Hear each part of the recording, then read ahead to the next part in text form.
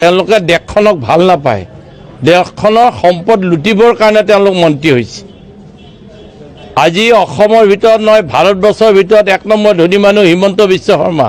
এই বাদ দিয়ক, 1996 চনত হিমন্ত বিশ্ব শৰ্মা মই চিপাঝাৰত উঠিছিলোঁ, তেওঁ জালুকবাৰীত উঠিছিল, হাৰিছিল বহু ভোটত হাৰিছিল। আজি সেই হিমন্ত বিশ্ব শৰ্মা ভাৰতবৰ্ষৰ ভিতৰত প্ৰথম ধনী মানুহ হৈছে। যদি ঘৈণীয়েকৰ সম্পত্তি তেওঁৰ লগত লগ কৰা হয় তেতিয়াহ'লে ভাৰতবৰ্ষৰ ভিতৰত বেছি ধনী হ'ব। কি কৰিছে? হৰিলুটন দিছে, হাজাৰ হাজাৰ বিঘা মাটি নিজৰ নামত কিনি পেলাই লৈছে। এই মানসিকতাৰ যদি মন্ত্ৰী হয়, চৰত চীনা থাকিবলৈ ঘৰ নাছিল, থাকিবলৈ গাড়ী নাছিল, যাবৰ মুখ্যমন্ত্ৰী হৈ যিদিনাখন তেওঁ ওলাই যায় চিটি বাছত গৈছিল। তেওঁ তৰুণ গগৈ ডাঙৰীয়াৰ 15 বছৰ মুখ্যমন্ত্ৰী হৈ প্ৰায় 20 বছৰ MP হৈ দিল্লীত আছিল, থাকিবলৈ নিজা ঘৰ নাই, দিল্লীতো নাই, গুৱাহাটীতো নাই।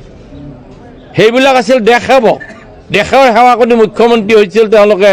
এইবিলাক হৈছে লুটন কৰিবলৈ অহা, তেওঁলোক ধনী হ'বলৈ মুখ্যমন্ত্ৰী হৈছে। গতিকে এইবোৰ মানুহৰ কি চৰিত্ৰ থাকিব? তেওঁলোকৰ চৰিত্ৰৰ বিষয়ে মই কি ক'ম আৰু আপোনালোক।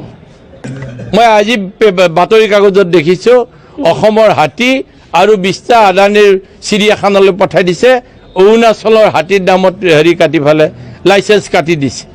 কৈছে এইকেইটা অসমৰ হাতী নহয়, অৰুণাচলৰ হাতী, কিন্তু আটাইকেইটা হাতী অসমৰ।